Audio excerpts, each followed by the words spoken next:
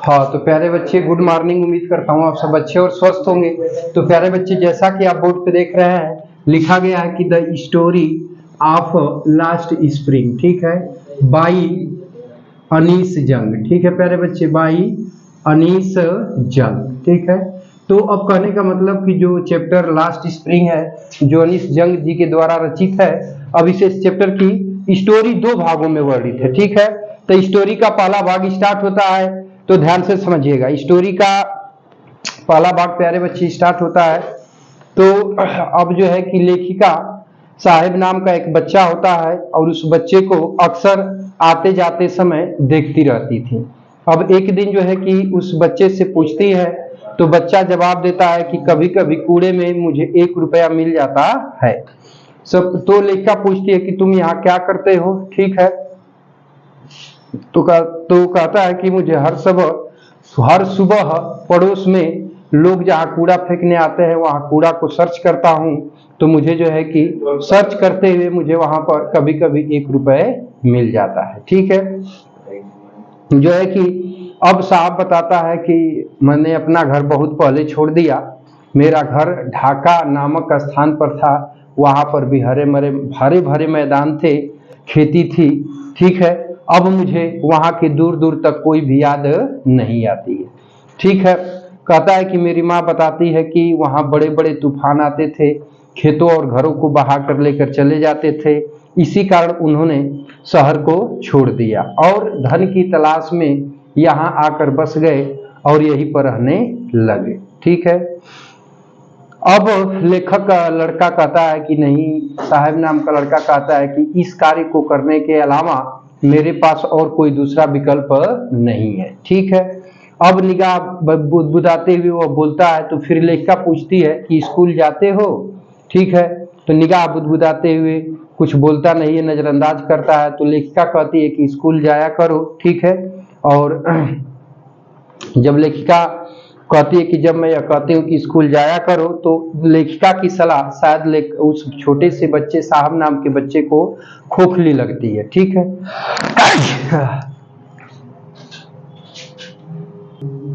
हाँ तो प्यारे बच्चे, बातचीत आगे बढ़ती है। तो अब जो है कि कहती है कि स्कूल नहीं जाओगे, स्कूल जाया करो। तो तब उस बच्चे को यह लेखिका की सलाह खोखली लगती है, ठीक है। लेखिका ऐसा महसूस करती है। तो कह रहा है कि पड़ोस में कोई स्कूल तो नहीं है, मगर कोई स्कूल वगैरह बनवाता है तो मैं पढ़ने अवश्य जाऊंगा, ठीक है। इतनी बात होती है। तो लेखिका मजाक भरे अंदाज में कहती है कि यदि मैं स्कूल बनवाऊंगी तो क्या तुम उसमें पढ़ने आओगे, ठीक है। इतना कहने के बाद लेखिका वहां से चली जाती है। कुछ दिनों बाद फिर उस साहब नाम के बच्चे से मिलती है। तो साहब नाम का बच्चा दौड़कर लेखिका के पास में जाता है और पूछता है कि क्या आपका स्कूल बनकर तैयार हो गया है। तब वो कहती है कि देखो बच्चे, जो है कि स्कूल बनाना कोई छोटा काम नहीं है, इतना शीघ्र बन नहीं जाएगा, ठीक है। तब लेखिका अपने आप को जो है कि अजीबोगरीब महसूस करती है और उसे ये लगता है कि नहीं, इस बच्चे के ठीक है मन मस्तिष्क में ऐसे किए हुए कई सारे वादों के संसार फीके पड़े होंगे। बहुत ऐसे लोग वादा किए होंगे परंतु कोई पूरा नहीं किया होगा, ठीक है। अब इसके बाद बातचीत आगे बढ़ती है। तो वह उस बच्चे से उसका नाम लेखिका पूछती है। तो वह अपना नाम साहेब आलम बताता है और वह नाम तो अपना साहेब आलम बताता है, परंतु उस बच्चे को उसके नाम का अर्थ मालूम नहीं था। शायद वो अपने नाम का अर्थ जानता तो उसके नाम का तो मतलब होता है साहेब आलम, ठीक। साहेब आलम का अर्थ होता है संसार का मालिक, अर्थात दुनिया को बनाने वाला। लेकिन वह लड़का अपने नाम के अर्थ से अनभिज्ञ था और अपने मित्रों के साथ गलियों में दिन भर घूमता रहता था, ठीक है। अब वो नंगे पैर वाले बच्चों की एक मंडली बन चुकी थी, जो सुबह में पक्षियों की तरह तो दिखाई देते थे परंतु दोपहर में गायब हो जाते थे, ठीक है। महीनों से मिलते रहने के कारण लेखिका जो है कि हर बच्चे से परिचित हो चुकी थी। तो लेखिका उनमें से एक बच्चे से पूछती है कि तुम चप्पल क्यों नहीं पहनते हो।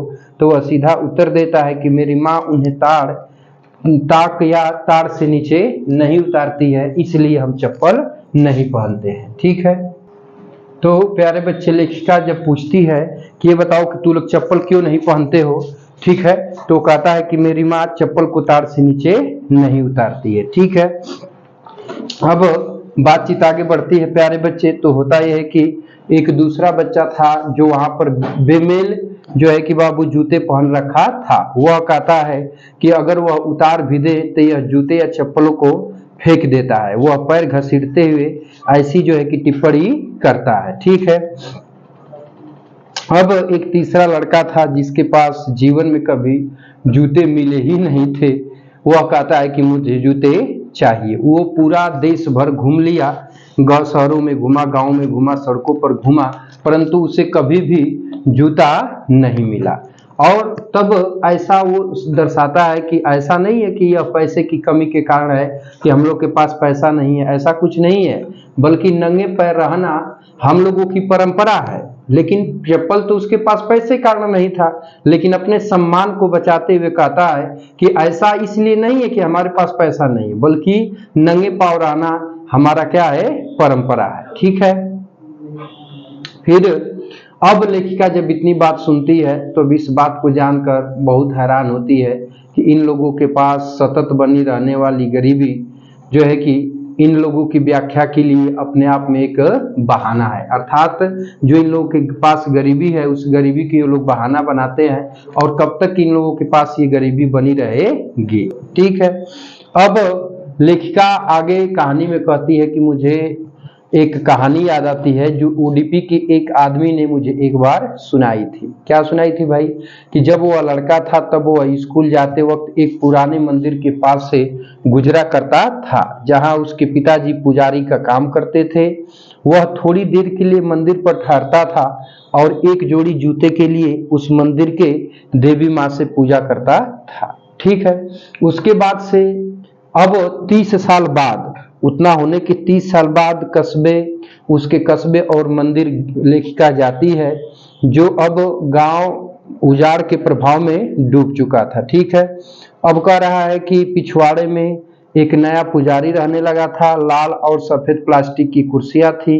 स्लेटी रंग के गड़वेश में मोजे और जूते पहने हुए एक छोटे लड़के हाँफता हुआ आया और अपना बस्ता फोल्डिंग पर पटक दिया।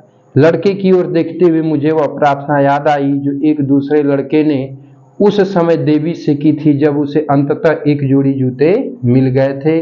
और उस लड़के ने वादा किया था कि जो एक जोड़ी जूते मुझे मिले हैं, इन जूतों को मैं कभी खोऊंगा नहीं। ठीक है, अब भाई जब एक जोड़ी जूते मिल गए तो देवी माँ ने उसकी प्रार्थना को स्वीकार कर लिया था। ठीक है, जो वहां पर पुजारी था, तो पुजारी के पुत्र की तरह छोटे लड़के ने जूते पहन रखे थे, परंतु को जो है कि पड़ोस में कूड़ा करकट बीनने वालों के तरह अन्य बहुत से लड़के बिना जूता चप्पल के रहते हैं, इसमें कोई संदेह नहीं है। ठीक है, अब बातचीत आगे बढ़ती है तो लेखिका थोड़ा सा उन लोगों के जीवन का वर्णन करती है। ठीक है, तो जीवन का वर्णन करते हुए ये उन लोगों के गांव की ओर कहानी को ले जाती है।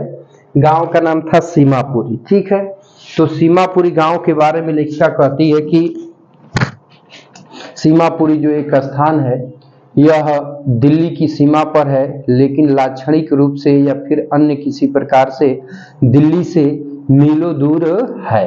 यहाँ जो रहने वाले लोग हैं वो अधिकांश गैर बसिंदे लोग हैं, जो सन 1971 में बांग्लादेश से आए थे, और साहेब का भी परिवार उन्हीं लोगों में से एक था। अब कहती है लेखिका, लिखती है अथवा वर्णन करती है कहानी में कि सीमापुरी एक बीहड़ जो है कि स्थान था। यह अभी भी है, परंतु अब यह पहले जैसा नहीं है। ठीक है, फिर आगे कहता है कि टीन और तिरपाल के नालीहीन और जलपूर्ति विहीन कच्चे घरों में 10,000 कूड़ा कचरा बीनने वाले लोग रहते हैं। वे 30 वर्ष से भी ज्यादा समय से बिना पहचान और बिना परमिट के रह रहे हैं, किंतु उनके पास आज भी राशन कार्ड है, और राशन कार्ड होने की वजह से उनको बिना किसी परेशानी के जो है कि राशन मिल जाता है, और बिना पेट दर्द के खा करके वो लोग सो जाते हैं। ठीक है, तो अब लेखिका की माँ कहती है कि उन खेतों से ज्यादा बेहतर हम लोग यहाँ रहना पसंद करते हैं, जो कि बिना पेट दर्द के हम लोगों को भरपेट भोजन जो है कि मिल जाता है। ठीक है, कहती है कि उन खेतों का क्या जो हमारे पेट को भी नहीं भर पाते थे, हमें अनाज भी नहीं दे पाते थे। ठीक है, अब ऐसी जो है कि वो साहेब की माँ थी जो फटी हुई साड़ियाँ पहने हुई थी, और महिलाओं का वहां पर एक समूह भी था। समूह में से कोई महिला कहती है, ठीक है, तो जब लेखिका इतनी बातों को जानती है तो लेखिका पूछती कि आखिरकार तुम लोगों ने हरे भरे खेतों और नदियों के सुंदर देश को छोड़ दिया। तो वो बताती है, उस स्त्रियों का समूह बताता है कि वे जो है कि जहाँ भी भोजन मिलता है वही अपना तंबू गाड़ लेते हैं, और वही उनका अस्थाई जो है कि घर बन जाता है। अस्थाई घर बन जाता है और बच्चे इन्हीं में रहते हैं और उनके अस्तित्व के साझेदार बनते हैं। सीमापुरी में जो स्थान था, उत्तर जीविका का अर्थ होता है कूड़ा बीनना। वर्षों की अवधि में इनके एक ललित कला का रूप ले लिया था, यानी कूड़ा बीनने की कला ही एक ललित कला का रूप ले ली थी। कूड़ा का मतलब उनके लिए सोना या धन संपत्ति है, यह उनकी रोजी रोटी है। उनके सिरों पर छत है, भले ही यह एक टपकती हुई छत क्यों न हो, किंतु एक बच्चे के लिए यह छत इससे भी कहीं ज्यादा होती है। अर्थात कहने का मतलब कि भले ही चूती हुई छत है, परंतु वो छत उन बच्चों के लिए उस छत से अधिक इंपॉर्टेंस देती है। ठीक है, हाँ तो प्यारे बच्चे, तो अब जब जो है कि उन बच्चों के लिए कूड़ा का मतलब कूड़ा नहीं होता है, उनके लिए धन दौलत सोना चांदी और यही उनकी रोजी रोटी और वही उनकी जीविका है। ठीक है, इतनी बातों के बाद बातचीत कहानी आगे बढ़ती है। तो कहानी में फिर लेखक साहब नाम का बच्चा वर्णन करता है कि कभी कभी मुझे 1 रुपया, यहाँ तक कि कभी कभी 10 रुपए का नोट भी कूड़ा कचरा में मिल जाता है। ठीक है, जब इतनी बातों को कहता है तो उसकी आंखें चमक उठती है। जब कूड़े में आपको एक चांदी का सिक्का मिल सकता है, तो लेखिका कहती कि जब तुम लोग कूड़े में एक चांदी का सिक्का पा जाते हो तो ढूंढना क्यों नहीं बंद कर देते हो। ठीक है, तो कहता है कि बच्चों के लिए कूड़ा का अर्थ उनके माता पिता के लिए इसका अर्थ कूड़ा होता है, परंतु उससे भिन्न होता है। बच्चों के लिए कूड़ा कचरा आश्चर्य में लिपटी हुई एक चीज होती है। जिस तरह से कूड़ा कचरा बीनते हुए जब कोई 10 रुपए का सिक्का या नोट अथवा कभी कभी चांदी का सिक्का पाता है तो वो बच्चा बहुत ही शॉकिंग होता है। ठीक है, तो कहने का मतलब कि ये कूड़ा नहीं है, बल्कि उन बड़े बुजुर्ग लोगों के जीवित रहने का एक बहुत बड़ा जो है कि वो कूड़ा कचरा साधन है। ठीक है, फिर कहानी आगे बढ़ती है। तो एक दिन सर्दी की सुबह को जो है लेखिका साहब नाम का जो लड़का था, क्लब के बाड़ लगे दरवाजे के नजदीक खड़ा जो है कि देखती है, जहां से वह सफेद वेशभूषा पहने 2 युवक टेनिस खेल रहे थे, उन्हीं को वह देख रहा था। और वहां पर लड़का से जब लेखिका पूछती है तो वो कहता है कि मुझे यह खेल पसंद है। वह गुनगुनाता है और इस बाड़ के पीछे खड़ा होकर और उस खेल को देखकर ही वह बहुत संतुष्ट रहता है। फिर कहता है कि जब आसपास में कोई नहीं होता है तो मैं अंदर चला जाता हूं और द्वारपाल मुझे वहां पर झूला झूलने देता है। अब यहाँ के बाद कहानी आगे बढ़ती है। तो कहता है कि साहब नाम का लड़का जो है कि टेनिस खेलने वाला जूते पहन रखा है, जो उसकी शर्ट है उसका रंग उड़ चुका है, और नेकर पहना है जो कि बहुत ही विचित्र लग रहे हैं। ठीक है, कारा बाबू की जो है कि किसी ने ये उसको कपड़े दे दिए थे। स्पष्टीकरण ढंग से वह कहता है इस तथ्य से कि ये किसी धनी घर के लड़के के द्वारा त्यागे हुए जूते हैं और उन जूतों के तलवे में छेद होने के कारण उस धनी घर के लड़के ने उन जूतों को पहनने से इनकार कर दिया था। ठीक है, तो कह रहा है कि ऐसे व्यक्ति जो जीवन में हमेशा नंगा पैर घुमा हो और छेद वाले जूते भी मिल जाएं तो उसके सपने पूरे होते जैसे नजर आते हैं। परंतु वह खेल जिसे वह इतने ध्यान से देख रहा था वह खेल उसकी पहुंच से बाहर था, वो खेल के बारे में कुछ भी समझ नहीं पा रहा था। ठीक है, अब इतना करने के बाद धीरे धीरे इतनी चीजें लेखिका इन बातों से परिचित हो जाती है, तो स्टोरी आगे बढ़ती है। तो स्टोरी में अब साहब नाम का जो लड़का था वो धीरे धीरे बड़ा हो जाता है, और बड़ा होने के बाद एक चाय की दुकान पर रहने लगता है। ठीक है, अब अचानक ऐसे ही एक दिन लेखिका कहीं जा रही थी, तो उसके हाथों में स्टील का एक कनस्तर था। ठीक है, और कनस्तर था और बताने लगा कि नहीं, मैं जो है कि एक चाय की दुकान पर काम करता हूँ। और अब चाय की दुकान जहाँ खड़ा था वहाँ से कुछ दूर थी, उस दुकान की तरफ इशारा करते हुए ऐसा बोलता है, और आगे बताता है कि मुझे महीने का 800 रुपये मिल जाता है और पूरा भरपेट भोजन भी मिल जाता है। अब देखती हैं, लेखिका पूछती है कि क्या तुम्हें यह काम पसंद है? तो उसके चेहरे की निश्चितता, बेफिक्री या स्वतंत्रता का भाव खो जाता है।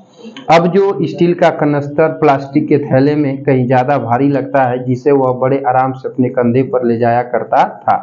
थैला तो उसका था, परंतु जो कनस्तर था वो चाय की दुकान के मालिक का था। ठीक है, साहब अब जो है कि किसी दुकान पर काम करने लगा था, तो अब स्वयं का मालिक नहीं रहा था, अपने जीवन को धीरे धीरे आगे की तरफ बिता रहा था। तो प्यारे बच्चों, ये कहानी का पहला पार्ट है लास्ट स्प्रिंग का, जो कि अब समाप्त हो गया। यहाँ से कहानी का दूसरा पार्ट हो जाता है, जो फिरोजाबाद के गलियों में गलियों से प्रारंभ होता है, जहाँ पर एक बच्चा होता है मुकेश नाम का। ठीक है, तो चलिए ध्यान दीजिएगा। तो प्यारे बच्चे, स्टोरी का पहला पार्ट यही तक, अब मिलते हैं नेक्स्ट वीडियो में। ठीक है, तब तक के लिए प्यारे बच्चों टेक केयर, बाय बाय, जय हिंद बच्चों। और यह एपिसोड देखने के लिए आपका बहुत बहुत धन्यवाद।